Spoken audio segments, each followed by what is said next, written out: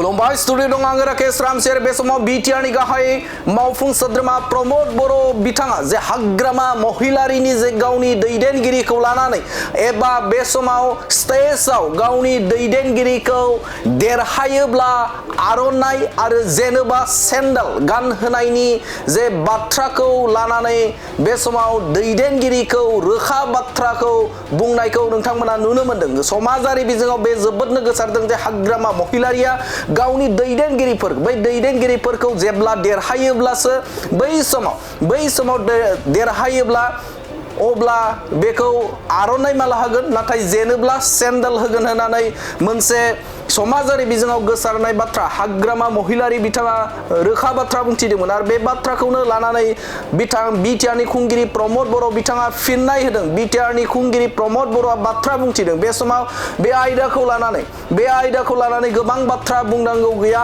मानोना बे समाव हाग्रामा महिलारि दैदेननाय बिपिएफ राजखान्थि हानजायावबो जोबोदनो मोजां गागि दैदेनगिरि दङ। जाय दैदेनगिरिफ्रा मोनसे समाजजों आरो मोजां हाबा बिथांमोना मावगासिनो दङ। नाथाय हाग्रामा महिलारिनि जे बेफोरबायदि बाथ्रा बुंनाया बैफोर दैदेनगिरिफोरखौ लाजि फोनांनाय जादों होननानै बाथ्रा बुंथिदों बिटिआरनि खुंगिरि प्रमोद बर' बिथाङा।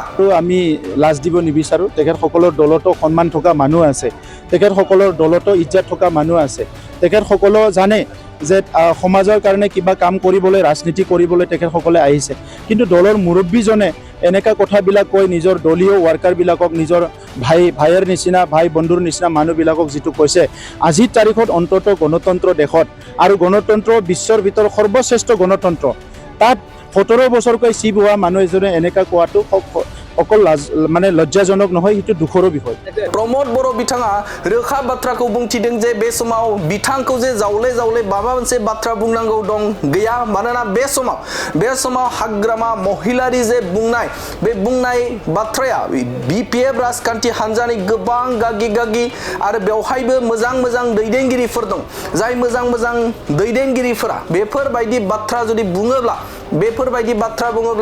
बिथांमोना दुखु मोनगोन एबा बे समाव गाज्रि मोनगोन। बेखायनो बे समाव बे आयदाखौ लानानै माबा मोनसे बाथ्रा बुंबावनांगौ दं होननानै आं साना होननानै बाथ्रा बुंथिदों बिटिआरनि खुंगिरि प्रमोद बर' बिथाङा।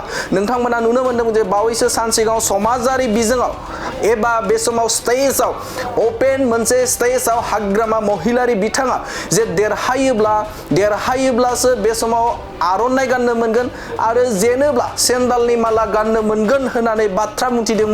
हाग्रामा महिलारि बिथाङा गावनि दैदेनगिरिखौ बिथाङा दम होदोंमोन, गावनि दैदेनगिरिखौ बिथाङा गोख्रों रावजों बाथ्रा बुंथिदोंमोन आरो बिटिआरनि खुंगिरि प्रमोद बर' बिथाङा आरोबाव बाथ्रा बुंथिदों जे बे समाव जे 17 बोसोर बिटिआरखौ सासन खालामबाय बा बिटिसिखौ सासन खालामबाय सासे गागि दैदेनगिरिया आरो सासे राजखान्थि दैदेनगिरिया, सासे बिपिएफ राजखान्थि हानजानि गाहाय दैदेनगिरि, बे दैदेनगिरिया बेफोरबायदि जे बाथ्रा बुंनाया जोबोदनो मोनसे लाजिथाव बाथ्रा। मानोना बे समाव जे बे समाव बिथांजों लोगोसेनो सोरबा बिदा एबा सोरबा लोगो, बे लोगोखौ बे समाव बेफोरबायदि जे सेन्डलनि माला गानहोगोन बा देरहायोब्ला आर'नाइ आरो जेनोब्ला सेन्डल होननानै बुंनाया जोबोदनो मोनसे सुबुंखान्थि हादोराव लासिं जादों होननानै बाथ्रा बुंथिदों बिटिआरनि खुंगिरि प्रमोद बर' बिथाङा। बे समाव हाग्रामा महिलारिखौ बेफोरबायदि बाथ्रा, गावनि दैदेनगिरिखौ गावनि लोगोखौ बेफोरबायदि बाथ्रा बुंनाया जोबोदनो लाजिथाव जादों एबा लासिं जादों होननानै बाथ्रा बुंथिदों बिटिआरनि गाहाय खुंगिरि प्रमोद बर' बिथाङा। আমি লাজ দিব নিবিচাৰো। তেখেতসকলৰ দলতো সন্মান থকা মানুহ আছে, তেখেতসকলৰ দলতো ইজ্জত থকা মানুহ আছে।